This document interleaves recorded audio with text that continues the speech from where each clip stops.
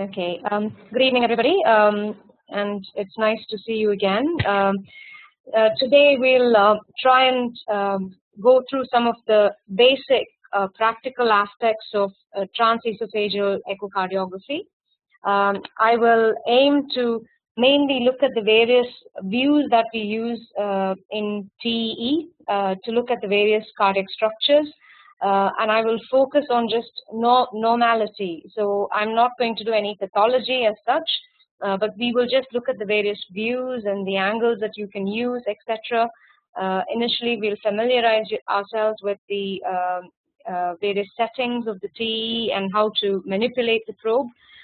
So this is actually targeting, people who are just starting to TE to make them familiar with the process and the basic views to view the heart. So now, first thing we need to know is what are the indications and contraindications of TE. So TE is mainly used as an adjunct to transthoracic echocardiography. So particularly in pediatric cardiology, we get quite good imaging on transthoracic echocardiography. So our need for TEE is very limited. There are certain situations though where TEE has additive value, okay? And one of them is in assessing valve morphology. So especially mitral valve or tricuspid valve morphology, especially if you're thinking of repairing the valve, then it's very useful to have additional TEE information. Often most of us do a transthoracic, and then subsequently once treatment has been planned, for example surgery, we do a on-the-table preoperative TE to guide the surgeon. Again, TE can be useful post-operatively as well to assess how good the repair has been carried out. So that is one utility of the TE in our patients.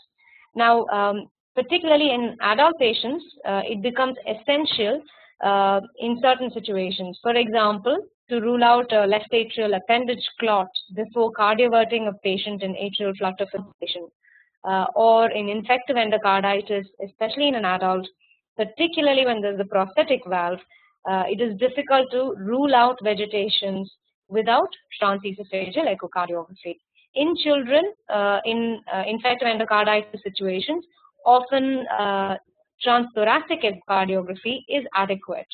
But in adults, I think TE is very essential to rule out vegetations and infective endocarditis. And of course, to aid in cardiac intervention. Now, as intervention becomes more and more advanced and aggressive, TE is an invaluable tool in cardiac intervention. Now, I am a person who strongly believes in TE, and for ASB closures, I think it helps to size your devices accurately, and it prevents oversizing of devices. Similarly, for VSD devices as well, I think it gives you a very good appreciation of how close you are to the aortic valve, and gives you that extra level of confidence before you release the device. So I think TE has a huge role in cardiac intervention. Now, where is it contraindicated? This is primarily in older patients, really. In our children, it is hardly ever contraindicated. Of course, the important thing is to use caution while inserting the TE probe and use the appropriate probe for the appropriate patient. But in the older population, esophageal pathology like strictures or tumors, varices, these are all contraindications. Or previous esophageal surgery, recent, might be a contraindication. Again, a very high INR is a contraindication, and I think in that setting you would want to correct the INR perhaps before doing the TE. Of course, any situation you have to evaluate the risk and the benefit. How much additive value are you getting from the TE before you make your call as to whether you should go ahead or not. Okay. Now, we talked about the appropriate TE probe for the patient. Now, as you know, there are several sizes of TE probes. You have the adult TE probe, then you have the pediatric TE probe, and you have the neonatal or infant TE probe. Now, the last one that I mentioned is not widely available and it's quite expensive. So not many units have that neonatal TE probe or the really small TE probe. So often most of us work with the adult TE probe and the pediatric TE probe. Now, the adult TE probe, ideally, the recommendation is that you use it in patients who are more than 30-35 kilograms. In practice, however, we do stretch these boundaries quite a bit, and we use the adult TE probe in children who are 20-25 kilograms, and sometimes even lower. The pediatric TE probe is not meant to be, in ideal circumstances, not meant to be used in very small babies. But again, we do find that we are able to use it as long as you don't have to use too much force and you're able to slide the probe down easily. I think you're okay. So you have to evaluate the appropriateness of the probe for the patient on a case-by-case basis. So in terms of preparation, what do you do? Now, in a child, doing TE involves giving some form of general anesthetic. In a more grown-up patient, say a teenager who will cooperate with you, or an adult patient, then you might get away without using an anesthetic agent with just local anesthetic spray and maybe some sedation. So in a child, it is often general anesthetic, either complete general anesthesia or at least intravenous anesthetic, so that the patient remains cooperative during the procedure. So you have to keep the patient nil by mouth, so that is important, for anywhere between 4 and 6 hours. So that is one of the first prerequisites. Then in the adult patient, you need to have 1% lignocaine spray, which you can spray at the back of their pharynx, so that they have adequate local anesthesia. Then you give IV sedation in the form of midazolam perhaps, to settle them if they are agitated. Now, some patients can be extremely cooperative, some can be extremely agitated. So depending on your patient, you have to decide whether you need to use IV sedation or not. Sometimes you may need to use some medication to reduce the amount of secretions. It is important, like glycopyrrolate, it is important to have a little vomit bowl next to you, because sometimes these patients can vomit. Then positioning is important. So often you may want to lie them on their side to make it a little bit easier for you to TE. So, and of course, don't forget the mouth guard, because the TE probe is extremely expensive, and the last thing you want is for your patient to bite down on the probe and damage the probe. So particularly in an awake patient, a non-anesthetized patient, mouth guard is extremely important. Right. So this is your preparation. So next you go on to a couple of slides where I will try and correlate the various sort of levels of the chest or the thorax with what you expect to see on TE. Okay. So now, if you consider the chest or the thorax at T4 level, and this is the esophagus, this is the trachea, this big thing here. Okay. So at that level, you mainly see the transverse arch, and the transverse arch is to the left of the patient. Okay, so you don't really see much else, and in front of the esophagus is the trachea. When you go down a little bit more to T6 level, you have the left main bronchus in front of the esophagus. Therefore, you don't see the left pulmonary artery very well. Okay. But what you can see is, if you're in the esophagus and you turn your probe right round, say turn it right round, rotate it right round 180 degrees, you will see the descending thoracic aorta. Okay. Now, anteriorly or looking forward, you will see the right pulmonary artery and you will see the ascending aorta. So these are the things that you can see by TE at the T6 level. Now, as you move down a little bit to the T8 level, this is your standard mid-esophageal level, okay, and this is where you start seeing your 4-chamber view. And you can see how the left atrium is so TE friendly. It is the most posterior part of the heart, and it is very easily visualized by TE. That is why the TE is an excellent modality for imaging the mitral valve. So at that level, you see the LA quite well, the mitral valve, and you can get a 4-chamber like view at the T8 level. And behind posteriorly is the descending aorta. So this is just for you to get an appreciation of what you can expect to see at the various levels of the thorax. Now, in terms of standard T echo windows, now these are obtained at 3 standard levels. Of course, in each patient, this level will vary, particularly in our pediatric population. It is very dependent on the size of the patient. So these centimeter markings are actually for adults, whereas in children, it is very much a matter of trial and error. So we normally get TE views at 3 different levels: the upper esophageal level, the mid-esophageal level, and the transgastric level. Normally, what I tend to do is I go straight for the mid-esophageal level. This is where you get your standard views like the 4-chamber view or your 5-chamber view. You can get a short axis view, your bicaval view. All of these views can be obtained at this level. Okay. Then once I have examined the various structures at this level, I then go transgastric.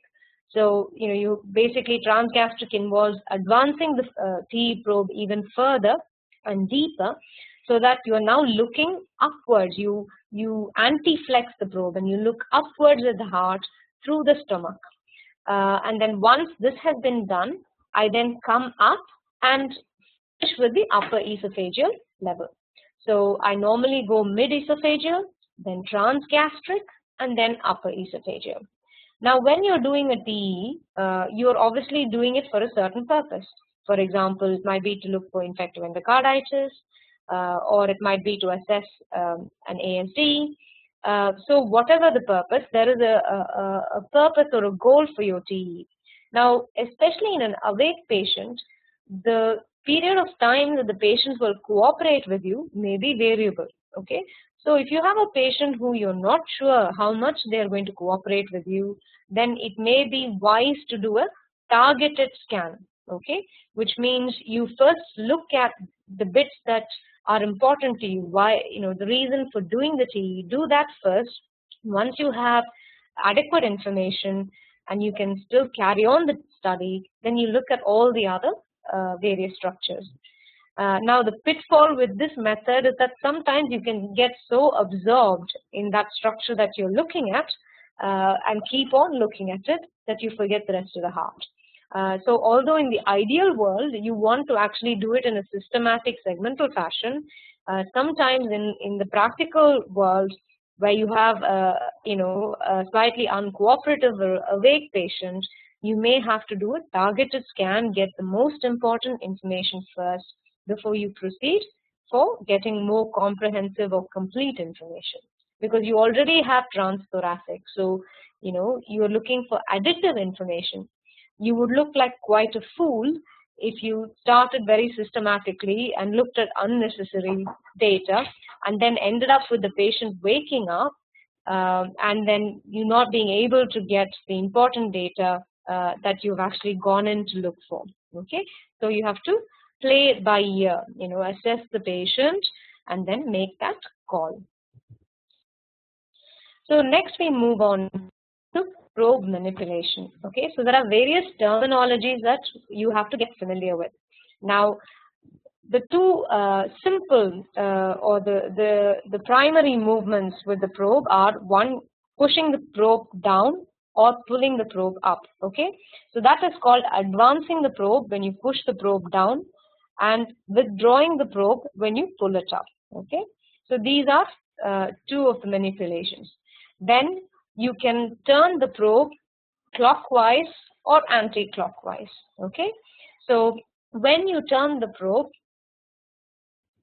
clockwise, Okay, that is actually when you rotate the probe, the handle of the probe sort of towards yourself, the tip of the probe moves towards the right-sided structures of the heart.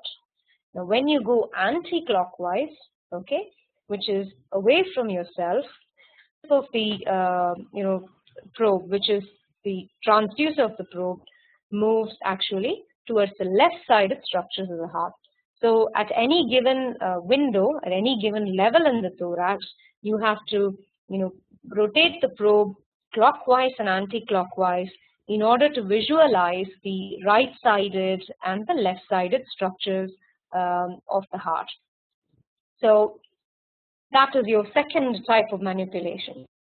Then you can you have these buttons which go from 0 degrees up to 180 degrees, and basically that allows the transducer to change its angle. So at 0 degrees, you have the left-sided structures of the heart on the left side of your screen, okay, and the right-sided structures on the right side of the screen.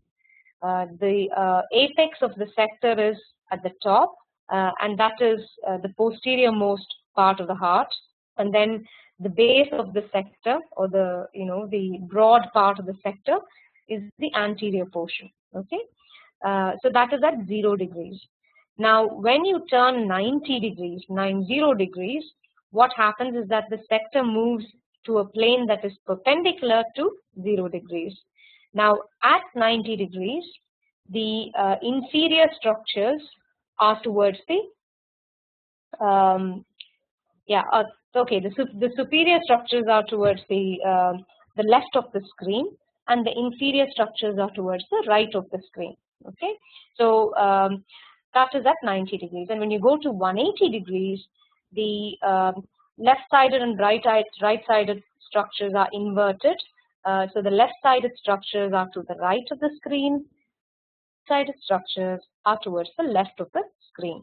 Okay, so you just have to sort of work your head around it and understand that this is how the transducer moves when you move from 0 to 180 degrees.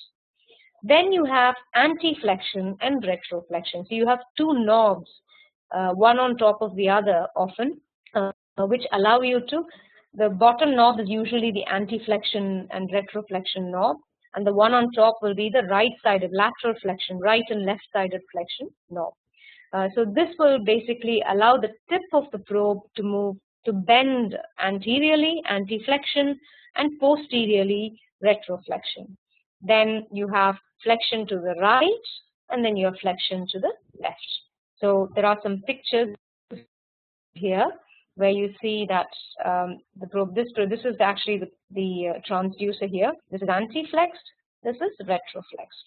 This is flexed to the right. This is flexed to the left. So these are the various maneuvers. So it is important for you to, despite what I might say, what you need to do is get the probe in your hand and play with all the knobs and look for yourself to see how the various knobs work and how the rotation turns the tip of the probe to the right. So it's important to go through that outside of the patient before you put the probe in and start manipulating the probe within the patient. Now we'll go on to sort of a diagrammatic or a schematic view of the various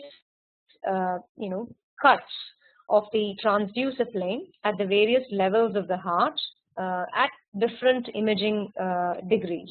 Okay, so this is 0 degree imaging. Okay, and we'll see. Sorry. So this is where it says 2 is the mid-esophageal 4-chamber view. Okay, or the 0 degree view, the mid-esophageal 0 degree view. And when the sector cuts through the heart in that plane, you can see that the apex of the sector will show you the atria, and the base of the sector will show you the ventricles. And you can see that here in the form of a 4-chamber sort of image. So that is at 0 degrees at a mid-esophageal level. When you advance the probe downwards, okay, and become more transgastric, this is basal transgastric. Okay, At the basal transgastric level, what you do is you see the ventricles in cross section. So actually you see how you've moved away from the atria, you're cutting through the ventricles in short axis as you would in a short axis view, transthoracic short axis view. This is again at 0 degrees. Now when you advance the probe even further and you go into deep transgastric, at this point you have to anti-flex the probe so that the probe transducer head moves anteriorly and looks upwards through the stomach at the heart. Now when you do that, the apex of the sector will first see the ventricles, yeah, and then other structures, right, and then the atria. And in that view, you actually see the ventricles like this. This would be the apex of the sector. You see the ventricles first. You open out the aorta, aortic valve, and you see parts of the atria. This is a very good view to actually Doppler the aorta. So this is the deep transgastric 5-chamber view. Okay. So then when you come up to the upper esophageal position. You see various structures depending on the level that you're at. You can get one of these 3 views where if you're fairly high up, you will see the main pulmonary artery with the RTA. The LPA may not be very clearly visible because of the trachea, and you see the aorta and the SVC. Now if you're a little bit lower down, you start to see the left atrium with the left upper and right upper pulmonary veins. And in order to see the left upper and right upper pulmonary veins, you have to do your rotation maneuver, where you rotate clockwise or anti-clockwise to bring the probe towards the right or the left respectively. You can also see the left atrial appendage along with these veins. Then if you go down even further, you start seeing the right lower and left lower pulmonary veins, and you will see the root of the aortic valve with the sinuses and the coronary arteries. So just with 0 degrees at the various positions, mid-esophageal, transgastric, basal and deep transgastric, and upper esophageal, you can interrogate these various structures of the heart. Next, we go on to the more longitudinal planes. So this would be sort of 90 degrees and greater. So if you look at 90 degrees in the mid-esophageal level, okay, which is about here, you get a bicaval sort of view. This is slightly higher up perhaps than where you got your 4-chamber view, but you get more or less around the same position. You get the bicaval view. You may, if you don't see the SVC, you may have to come up and go down to see the SVC and the IVC because they are obviously at different levels. So you may have to do a little bit of withdrawing and advancing. Okay, but that is at 90 degrees, this bicaval view. Then if you go down further, you get this sort of long axis view of the LV with the aorta. So you see the LA, the LV and the aorta, and more anteriorly you see a portion of the right ventricular outflow tract. So that's your sort of longitudinal view. Just a little bit lower down, you'll get, this would be probably about 120 degrees, roughly around between 100 say and 120 degrees. There is a huge variability, but around that you will get this longitudinal opening up of the aorta, and you will visualize a portion of the RVOT. Okay, and then if you go further down, deeper, you get the transgastric long axis view. So once again, these views are very variable and they vary from patient to patient. So the American Society of Echocardiography brought out guidelines for TEE, and they recommended that 20 different views have to be done to look at the various structures of the heart. I think this is obviously, this has to be tailored, but there are a few important views that we cannot miss. So obviously this is the mid-esophageal 4-chamber view, which is anywhere between 0 and say 30-40 degrees at the mid-esophageal level. Then you have the mid-esophageal 2-chamber view, which is at 90 degrees. the long axis view, which we saw just a while ago, which is around 120 degrees. And these three are important views at the mid-esophageal level. There is another view called the mitral commissural view, which is at about 60 degrees, useful for looking at the mitral valve. Then you have the transgastric views, where you have the basal transgastric, then you have the mid short axis transgastric, and then you have the two-chamber view, which is the 90-degree view of the transgastric. So there are several views, and I think really getting too caught up in the nomenclature can be a little confusing for a beginner. But it is important to know that there are several views, and I will show you what views are appropriate for the various structures, what are the important views for the various structures. So let us start with the left side of the heart. Okay, so the important structure on the left side, that is particularly in adult patients, you may want to look at is the left atrial appendage. So this left atrial appendage can be seen at an upper esophageal level. So you remember, if you remember back a few slides, we had 0 degrees at sort of upper esophageal level, where we could see the left atrium, we could see the left upper pulmonary veins, and we could see the left atrial appendage. So at that level, or that sort of level, we then have to rotate our probe towards the left of the heart, okay, which is away from ourselves. And then once we have seen the appendage, then we rotate through the various degrees. So 0 to 40 degrees, you can choose an angle between that, and 40 to 80 degrees, and then 80 to 120 degrees. So it's important to use various degrees so that you visualize the appendage from different perspectives. And what you are looking for, obviously, with the appendage is clot, or you want absence of clot. So you see, this is a different, this is 120 degrees. So it gives you a different perspective of the appendage. And what you see in here are the pectinet muscles. So then you can put color into it and make sure that there is good flow in and out of the appendage, and that there is no filling defect, which can give you a clue of a clot. Now, very close to the appendage, obviously, is the upper pulmonary vein. So once again, at sort of 0 degrees with rotation towards the left upper pulmonary vein. And you can put color into it.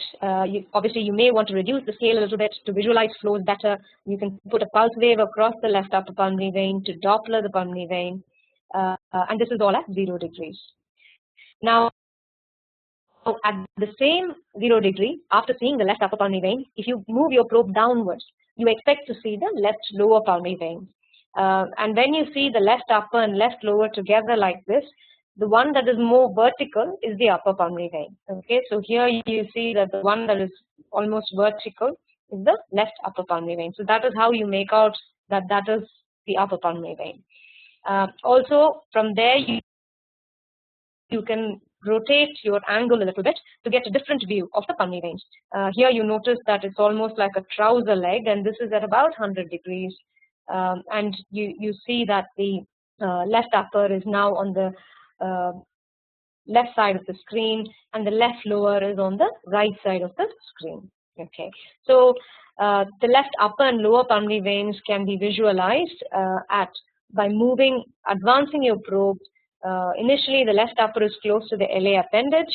You see that first, and then you advance your probe, and then you can rotate the transducer angle through various angles to get a different perspective.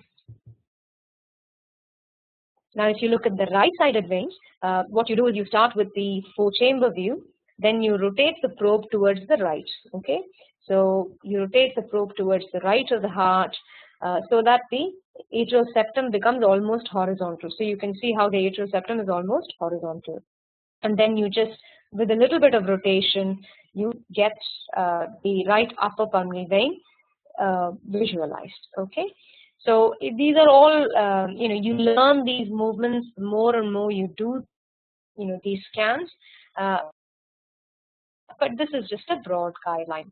Once again, similar technique. Once you've seen the right upper, if you move downwards or you advance the probe and perhaps use a slightly different angle, you once again see the right lower and right upper. And even here, the right upper is the more vertical vein. So that is how you know it is the upper pulmonary vein. Then another view that is useful is the bicaval view. So bicaval view, once you've got the standard bicaval view, then you rotate the probe towards the left and you open up the right upper pulmonary vein. So these are the various views you can use for the right upper and lower pulmonary veins. So once you finish the sort of the LA, the appendage, and the pulmonary veins, you move down to the mitral valve. Obviously, like I said, the mitral valve was made or sort of designed to be discovered by TE, okay, because it is quite posterior. It is very well imaged by transesophageal echo. Now, just to revise the structure of the mitral valve, it has got two leaflets. It's got a posterior leaflet and it has an anterior leaflet. The posterior leaflet has got three scallops, P1, P2, and P3. So P3 is the more medial scallop and P1 is the lateral scallop. Then correspondingly, the anterior leaflet is divided into A1, A2, and A3. Okay. I'll now go through various views that will help you visualize different parts of the mitral valve. Okay.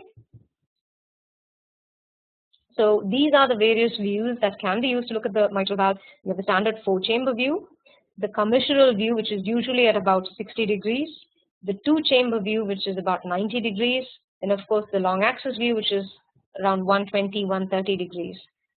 This is at the mid-esophageal level. Then you have the transgastric views, you have the short axis view, then you have the 2-chamber view, which is at 90 degrees, and the long axis view. So we look at some images and try and correlate them with a schematic in order to understand better. So if you look at this sort of diagram, this is the position of the mitral valve, and we've just tried to have the various angles of the T transducer so that we understand how we see different parts of the mitral valve. So at 0 degrees, which is your 4-chamber view, okay, we cut through A2 and P2, okay. So these are the two leaflets that we, or the scallops or portions of the mitral valve that we actually see on the 4-chamber view. Now, when we move the angle a bit further, okay, we cut through different portion of the mitral valve. Okay, so here we have A2, A1, P1. Okay, then moving even further to the commissural view, which is 60 degrees, we cut through P3 first. Okay, then A2, and then P1.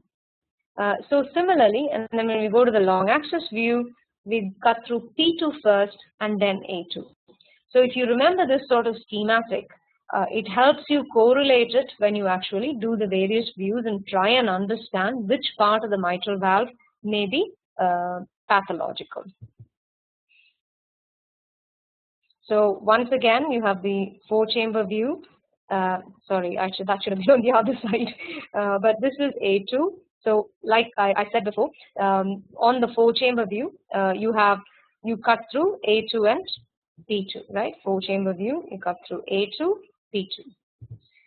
So this is A2 and this is P2. Now on the 2-chamber view, okay, which is 90 degrees, okay, you expect to cut through P3, A2, and P1. So this is P3, okay, this is A2, this is P1.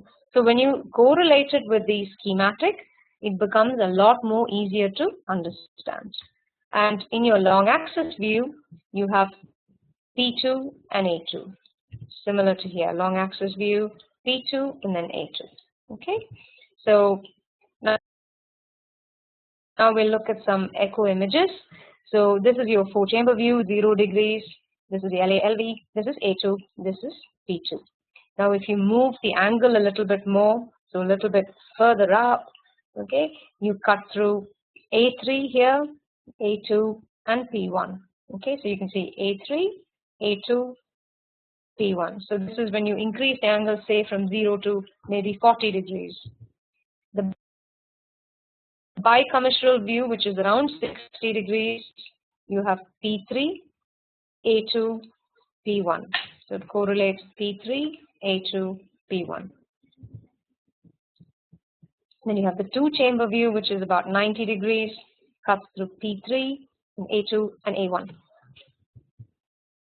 And then long axis, you cut through P2 and A2. Okay, so you have P2 here and A2, which is close to the aortic valve. So what I think you need to do is sort of familiarize yourself with this diagrammatic representation of the mitral valve and understand how each of these views cuts through a certain portion of the mitral valve. This is a short axis image, and this is the posterior leaflet, and this here is the anterior leaflet. The posterior leaflet occupies more of the circumference but is thinner. The anterior leaflet occupies less of the circumference but is broader. And P3 is medial, P1 is lateral. So this is how the various scallops are named on a short axis view. This is a transgastric short axis view. Assessment of the LV is not so important to us because we don't really have too many wall motion problems, but this slide is just to complete rather than anything else. So various views of the standard views that we have discussed, the LV can be visualized, and each view gives you information on a certain wall of the ventricle, which you can then correlate with coronary artery territory. I'm not going to really delve very deeply into it because it's not really appropriate for us. Once again, you can image the LV on a transgastric view, and it gives you a fairly good idea of the ventricular function, and you can look at the papillary muscles and subvalvar region of the mitral valve. So after the LV, of course, you go on to the aortic valve. So this is your standard sort of 0-degree view. It is a 5-chamber view where from a 4-chamber you have just pulled the probe up or withdrawn the probe so that you have opened up the left ventricular outflow tract. So you can usually see two cusps of the aortic valve. The one that is adjoining the septum is always the right coronary cusp, and the one that is the other one, which is superior to it, could either be the non or the left. Now, you can identify whether it's the non or the left by trying to see if there's a coronary artery coming off it. Now, visualization of the aortic valve, once again, this is 0 degrees like we've already discussed. The other view that is very useful is the short axis view. How is this obtained? Same mid-esophageal level, you go to 35 to 45 degrees. Okay, you get a short axis view of the heart where you have the right atrium here, the tricuspid valve, right ventricle here. So these are the this is the anterior ventricle, the left atrium at the back here, and right in the middle of the heart where you expect to find it, the aortic valve. Okay, and you can name the various aortic cusps just like in transthoracic echocardiography. So this is the non-facing cusp or the non-coronary cusp, and if you stand in the non-coronary cusp and put your hands out, you have the right coronary cusp on the right side and left coronary cusp on the left side. Okay, so you have this fairly simple rule where you stand in the non-coronary cusp and you face the pulmonary artery and you put your hands out. On the right is the right coronary cusp, on the left is the left coronary cusp. So once again, we're still sticking with the aortic valve imaging. So this is more of a longitudinal view here where you're gradually opening up. So you're talking anywhere between, say, 90 to 120 degrees. You're opening up the left ventricular outflow tract in the long axis. You see the septum, and anteriorly you see the outflow part of the right ventricle. This is a very good view for VSD closures. I'm sure many of you are aware. And it's very useful to avoid the aortic valve during VSD closure. And here as well, the cusp, there are two cusps, and the cusp that is closest to the septum is the right, the superior cusp is the left of the non. Okay, same here. So the other thing you can visualize is the coronary artery. So using the short axis view, which is about 40 degrees. This is the non-coronary cusp, this is the right, and this is the left. You can see how the coronary arteries are taking off from here. You can put color on it at low scale once again to look at it. This is more of a long axis view, and this again shows you. This is, if you remember the long axis, we go back. This is the right cusp, and the superior cusp is the non or left. So again, this is the right cusp, superior cusp will be non or left. So from the right sinus arises a coronary artery, which is the right coronary artery. Then you can use the same long axis sort of view, and you can withdraw the probe slightly and take measurements of the aortic root, aortic valve, the sinus of valsalva, the sinotubular junction, and the ascending aorta. Now, you can, like I said, you can look at part of the ascending aorta, 120-degree or longitudinal view, and you can continue to look at the aorta with a little bit of rotation as you pull upwards, and you might have to rotate the probe slightly towards the left as you go upwards.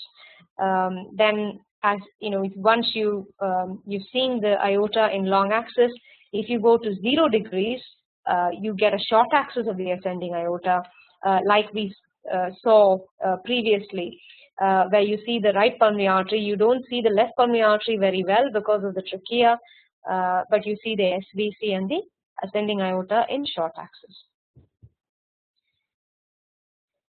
For the descending aorta, what you need to do is, say you're at 0 degrees looking at a 4-chamber view, you have to rotate your probe completely. So turn it right round 180 degrees, either way, one way or the other. Okay, then you see the descending aorta in short axis.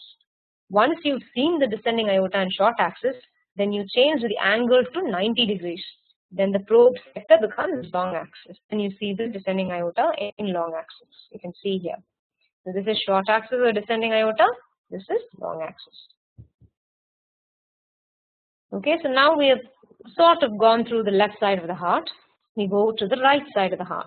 So right side of the heart, you start with the RA. So to look at the RA, 4-chamber view is very good. You look at the use the 4-chamber view, and you can see on the 4-chamber view the RA. You can also see the tricuspid valve and the RV. The other view that is useful is a bicaval type view, where you see the venous drainage into the RA, which is important to know, and you open up some of the right atrial appendage. But the important thing with the RA basically is to look at the SVC and the IVC, and really there's not much more that you want from the right atrium. Then you move on to the tricuspid valve. Now tricuspid valve at sort of 0 to 20 degrees, you can see 2 leaflets. One will be the septal leaflet, which is attached to the septum, and the other will be the anterosuperior leaflet. Now, you know the tricuspid valve has got 3 leaflets: septal, anterosuperior, and inferior. If you go further out with your angulation, maybe to more longitudinal or long axis sort of view, 75-80 degrees, you can see all 3 leaflets: septal, and then anterosuperior and inferior. And at about 100 degrees, you see the anterior and inferior leaflets. Once again, this is useful when you're assessing a patient with Epstein's anomaly, perhaps, so that you can clearly see the various leaflets and identify the abnormalities of various leaflets. Next, we move on to the right ventricle. Once again, the 4-chamber view is useful to look at the right ventricle. You can see the size of the RV. Then you have the short axis type view. This view we have used before to look at the aortic valve.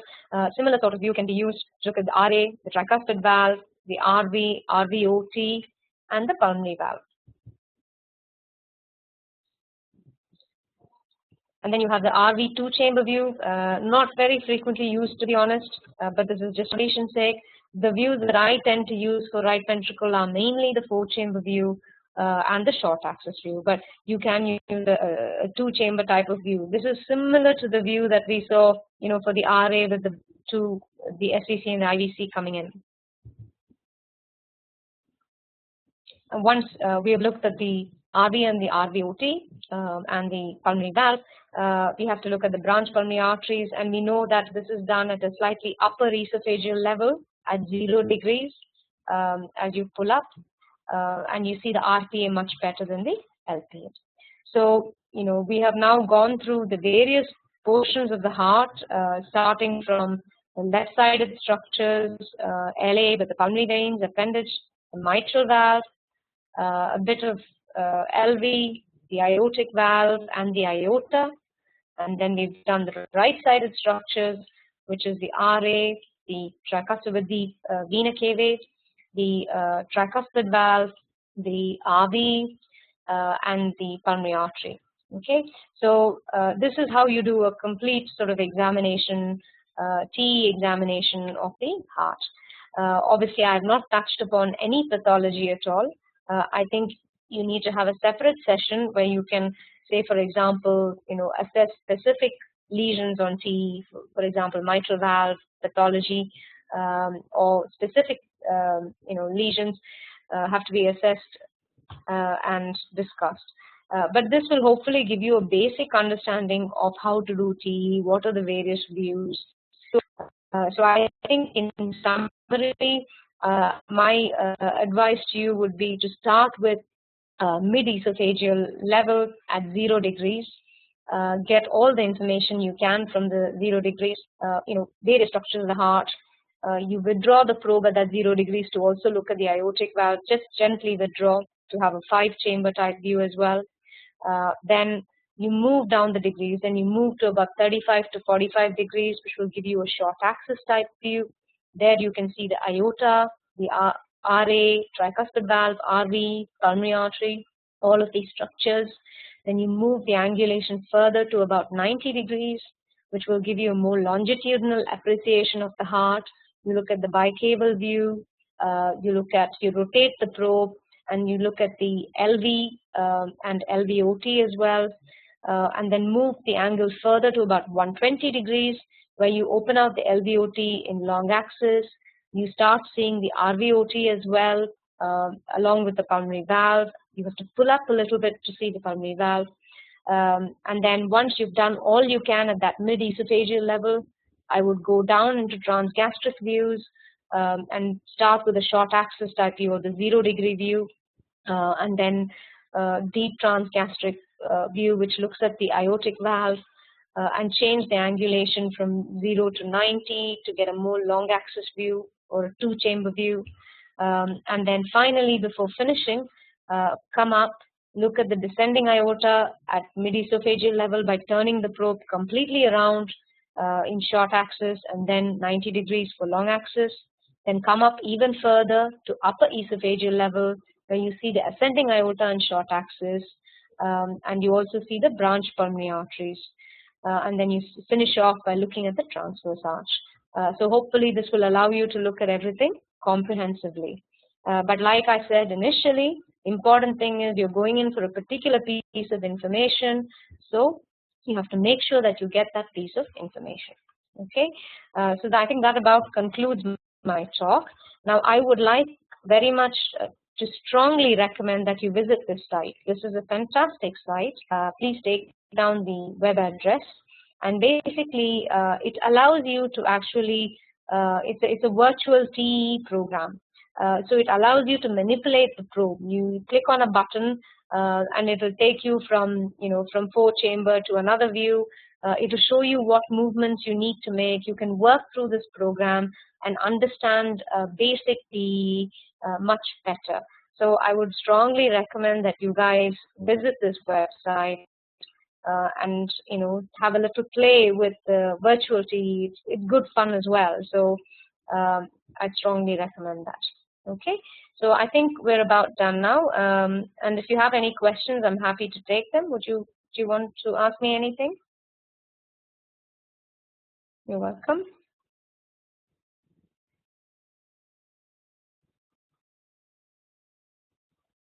Okay, I hope it was useful. Obviously, it's just me talking. It's not particularly interactive.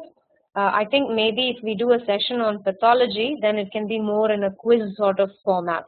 but I think because it was basic views and things, I could not avoid being didactic. But I hope this was useful. All right then. Okay.